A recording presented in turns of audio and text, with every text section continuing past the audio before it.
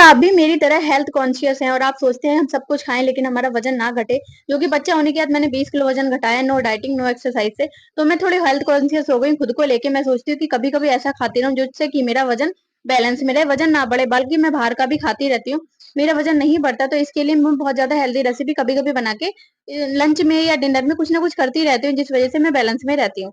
तो इसके लिए मैंने बीटरूट लिया है खूब सारा, एक बीटरूट लिया है, उसको कद्दूकस करना है। आप चाहें तो इसको चॉप भी कर सकते हैं, मैंने कद्दूकस कर लिया क्योंकि मुझे कद्दूकस ही याद आया।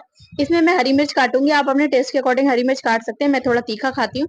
फिर मैं इसमें हरा धनिया काटूंगी क्योंकि हरा धनिया के बगैर मैं कुछ भी नहीं खाती, मुझे हरा धनिया हरी मिर्च बहुत ज्यादा पसंद है। इसमें प्याज काटेंगे, आप टमाटर भी आप काट सकते हैं लेकिन मैंने टमाटर स्किप किया था।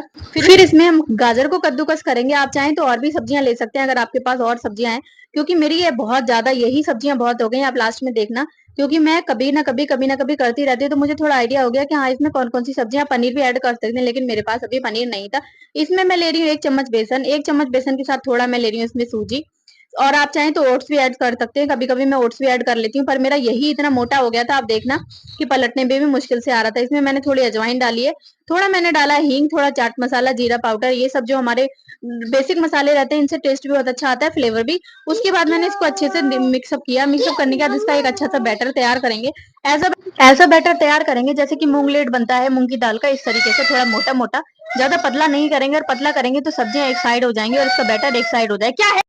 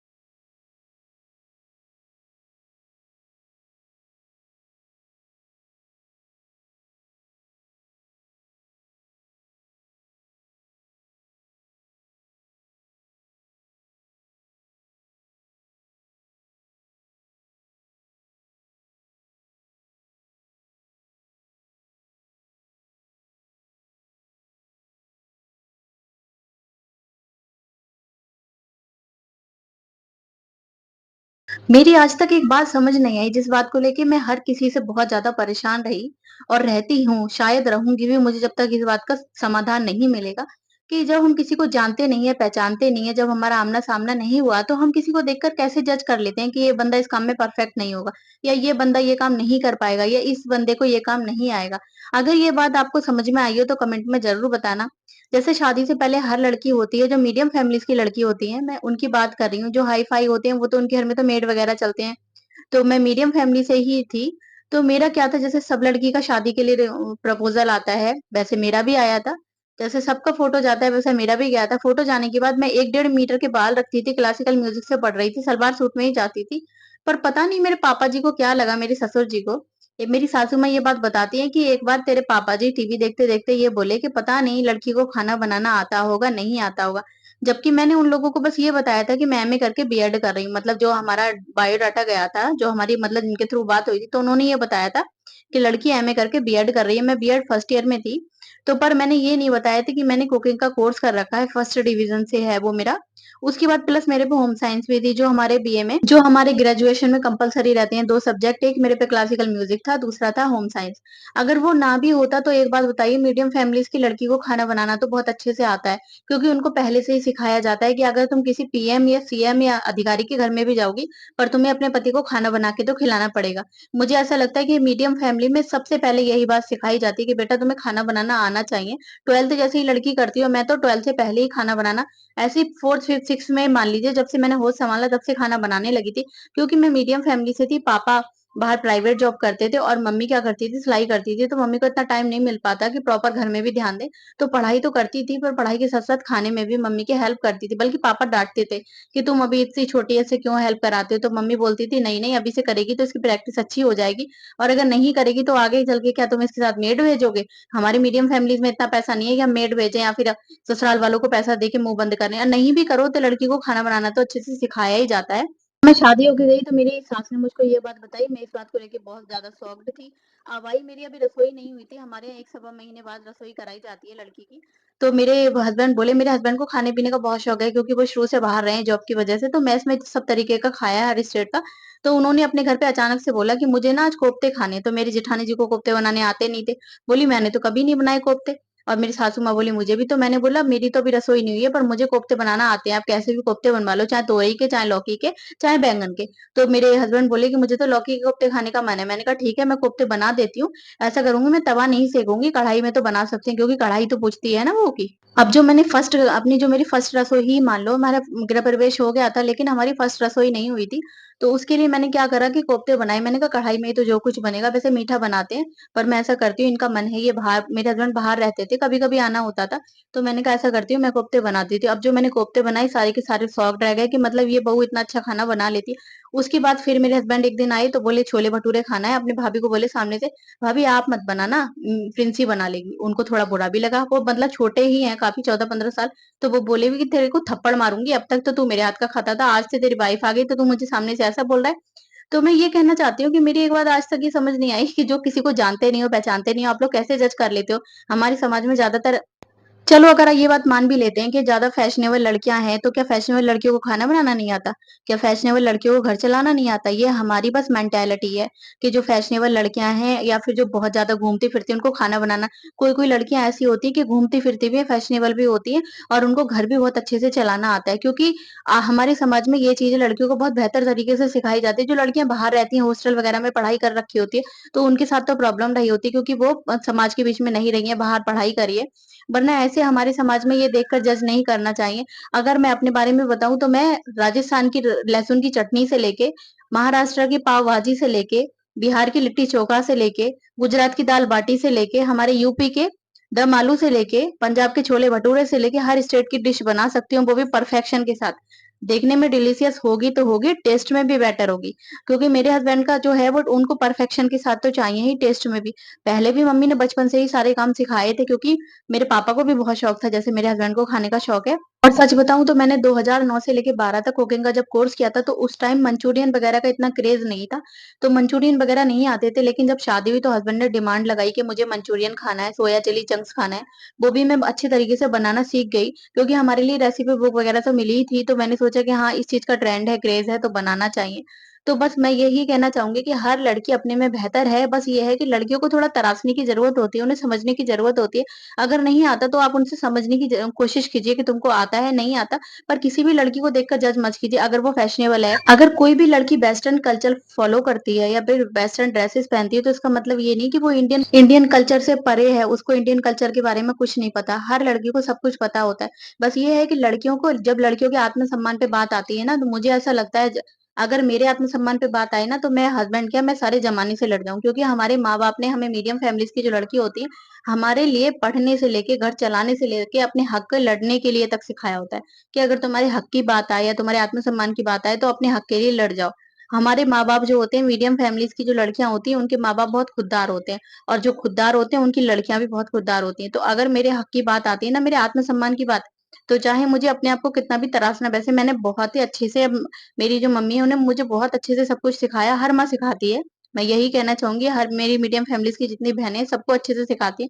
पर जब मेरे आत्मसम्मान की बात आती है या मेरी सेल्फ रिस्पेक्ट की बात आती है, तो मैं कितनी भी बेटर हूँ और मुझे लगे कि ये चीज़ मुझे सीखनी है और सामने वाले बंदे को ये दिखाना है करके कि मैं ये कर सकती हूँ, तो मैं बिल्कुल भी पीछे नहीं हटती, क्योंकि जहाँ आत्मसम्मान की बात आए ना तो मैं यही कहूँगी कि भिड़ जाओ और खुद को बेहतर करके दिखाओ कि तुम जैसा सोच रहे थे हम उससे भी ज़्यादा बेहतर हैं। आज मैं बना रही थी लहसुन की चटनी, जो कि राजस्थान की लहसुन की चटनी बहुत ज़्यादा फ़ेमस है। वैसे हमारे यूपी में भी खाई जाती है, गर्मियों में तो ख़ासकर खाई जाती है, क्योंकि हरा धनिया वग़ैरह की तो नहीं, लहसुन की चटनी बहुत ज़्यादा अच्छी लगती है। और फिर मेरे आज कुछ बनाने का मन नहीं था, मैंने सोचा आज ऐसा करते हैं ऊट-पटांग चीज़ बनाते हैं। मैंने आज बनाई दही तिकारी और मैंने शिमला मिर्च की सब्ज़ी बनाई थी शाम को, वो मेरे पास रखी हुई थी और फिर मैंने सोचा ऐसा करती हूँ देशी घी में जो लबालब बनती है ना राजस्थान में वो चटनी बनाती हूँ। तो मैंने हस्बैंड के लिए तो गेहूँ की रोटी बनाई, 3 रोटियाँ हस्बैंड को गेहूँ की बनाई, वो गेहूँ की कम पसंद और अगर मैं अपनी बताऊँ तो मुझे मिलेट वगैरह की रोटियाँ पसंद आती हैं, जैसे ज्वारी है, बाजरा है, रागी है, इन चीज़ों की। तो मैंने अपने लिए 2 रोटी बाजरा की बनाई बाद में, 1 रोटी तो बहुत अच्छे से बनी, 1 थोड़ी फट गई, मैंने कहा कोई बात नहीं, क्योंकि मेरे जब मैं घर पे ससुराल में जब काम करती थी तो मेरे पापा जी को लगता था ये नहीं आता होगा। साड़ी पहन के ससुराल में बन-ठन के रहती है, मेरे हस्बैंड तो बाहर रहते थे, वैसे ही मैं रहती थी पर पता नहीं क्यों मैंने 2009 में जो पार्लर का कोर्स किया था कुकिंग के कोर्स के साथ-साथ तो उनको लगा कि ये काम नहीं कर पाती होगी। तो मैं जब पालक के साथ में मुझे जो पालक की जो हरी सब्जियाँ बनती हैं उनके साथ में मुझे बाजरा वगैरह की रोटी पसंद है, मक्का, ज्वारी, बाजरा की। तो वो मेरी सासू माँ से सिखवाते थे। जब एक दिन मेरी सासू माँ बाहर गई, मैंने देशी घी बनाया, तो उनको लगा कि इसको नहीं आता होगा, तो मेरी सासू माँ के सामने बोले, "तुझे देशी घी बनाना भी आता है?" मैंने कहा, "आप पापा जी ऐसा क्यों सोचते हो मेरे बारे में कि मुझे ये नहीं आता होगा? मैं आपको चैलेंज देती हूँ कि जैसा मैं काम कर सकती हूँ ना, आपके परिवार में जितनी भी बहुएँ हैं, अगर मेरी तरह कोई काम करके दिखा दे, खाना बनाने से लेके घर रखने तक, घर इतने परफेक्शन से मैं रख दूँगी कि मुझे नहीं लगता कि कोई रख पाएगा और खाना लगाने से किसी को कहना नहीं चाहिए डायरेक्ट वे में पर मैं किसी का नाम तो नहीं लूँगी, बस मैंने ये देखा है कि कुछ वेल एजुकेटेड हैं, गवर्नमेंट एम्प्लॉयड भी हैं, टीचर भी हैं, हमारे खुद के परिवार में हैं। अगर उनको खाना लगाने को कहो ना तो कितना भी अच्छा खाना बना हुआ हो और वो इस तरीके से खाना लगाएँगे कि तुम्हारा मन नहीं करेगा, कोई-सी कटोरी, कोई-सी प्लेट, उनको ये भी नहीं पता कि जैसा खाना है उस तरीके से तो लगाएँ। मेरी मम्मी एक बात कहती हैं कि खाने लगाने का भी एक तरीका होता है। अगर तुम खाना इस तरीके से लगाओगी ना कि जिसको भूख नहीं है उसको भी भूख लग जाएगी। और एक खाना इस तरीके से लगाया था थाली में उल्टा-सीधा रख दिया और कहो लो ठूस लो, मन है तो ठूसो, ना ठूसो तो थाली वापस कर दो। तो मैंने ऐसे लोग भी देखे हैं कि जो मतलब पढ़े लिखे हैं पर उनको कुछ भी नहीं आता। बस ये है कि बस एक्सपीरियंस के बेस पे या कैसे भी करके उनकी जॉब लग गई है तो बस सोचते हैं कि हमसे ना तो घर रखना आता है, ना ढंग से खाना लगाना आता है, ना ही घर ढंग से बनाना आता है। बस क्या है उन पे जॉब है तो बस वो सोच रहे हैं हमारी जॉब की वजह से पापा है। ऐसा नहीं है, हर इंसान हर चीज़ में परफेक्ट होना चाहिए और अगर सामने वाले बंदे के पास जॉब नहीं है और वो आपसे परफेक्ट है तो उसको भी बराबरी दो। उसको नीचा मत समझो क्योंकि ये है देखो कहते हैं ना कि समय सबका पलटता है। एक ना एक दिन समय ज़रूर पलटता है। मेरी मम्मी एक कहावत कहती है कि परिंदों को एक ना एक दिन मंजिल मिलेगी, यकीनन ये उनके फैले हुए पर बोलते हैं। अक्सर वो लोग ज़माने में खामोश रहते हैं जिनके हुनर बोलते हैं। तो ज़रूरी नहीं है कि अगर आपके पास हुनर नहीं है, आपके पास जॉब है तो सामने वाला बंदा आपके काबिल नहीं है। वो आपसे ज़्यादा काबिल है। किसी वजह से उसकी जॉब नहीं लगी या फिर अगर मैं अपने बारे में बताऊँ तो मैं केंद्रीय विद्यालय में क्लासिकल म्यूज़िक टीचर थी, पर मेरे हस्बैंड की बाहर रहती है पोस्टिंग, उनकी वजह से मुझे जॉब छोड़ना पड़ी। थी तो मैं कॉन्ट्रेक्चुअल बेस पे, पर केंद्रीय विद्यालय में कॉन्ट्रेक्चुअल बेस पे भी लगना बहुत बड़ी बात है।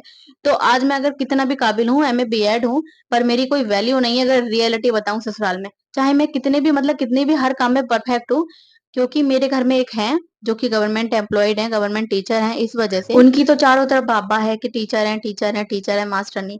लेकिन मैं कितनी भी होशियार हूँ, बस मेरा नेचर है, जो नेचर के ही लोग तारीफ़ कर लेते हैं कि इसकी वाइफ़ बहुत अच्छी है, मेरे हस्बैंड का नाम लेके। बाहर से भी आती है बहुत अच्छे से। एक रोटी का मेरा पालक का आटा रखा था, तो मैंने पालक का पराठा सेक दिया, जो मैं 4 बजे हस्बैंड को नाश्ता बना के देती हूँ। कभी-कभी बच जाता है, तो मैं उनको खाने के साथ ही दे देती हूँ, क्योंकि 4 बजे भी मैं उनको कुछ ना कुछ अलग बना के देती हूँ। वैसे बहुत सारे स्टाफ मेंबर हैं हमारे हस्बैंड के साथ में, वो उनकी वाइफ़ बना के नहीं देती हैं, कहती हैं, "हम पे तो नहीं 4 बजे उठा जाता, हम पहले 4 बजे उठे, फिर 6 बजे बच्चों के लिए उठे।" पर मेरा अभी बच्चा छोटा है, 2 साल का है, तो मैं 4 बजे दे देती हूँ और मैंने सोचा आगे का आगे देखेंगे, अभी जैसा चल रहा है चलने देते हैं। तो बस मुझे थोड़ा-सा हर्ट होता है कि हमारे समाज में कोई लड़की कितनी भी बेहतर है, अगर उसके पास जॉब नहीं है, तो उसको मतलब एकदम अनाटा क्यों जाता है? उसको जैसे सबको देखा जाता है, वैसे समान नज़रों से उसको क्यों नहीं देखा जाता? अगर उसमें उस किसी वजह से उसकी जॉब नहीं लगी, अगर उसमें आपकी बेटियाँ जो हैं या फिर आपके घर में ऑलरेडी जो है उससे ज़्यादा गुण हैं, तो कम से कम उसको उस हिसाब से तो वैल्यू दीजिए। वीडियो अच्छी लगे तो एक समझदार पति वो होता है जैसे उसकी वाइफ रहना चाहती है, जिस हिसाब से रहना चाहती है, जैसा पहनना चाहती है, जैसा ओढ़ना चाहती है, जैसी अपनी लाइफ स्पेंड करना चाहती है, उसे उसके हिसाब से लाइफ स्पेंड करने दें।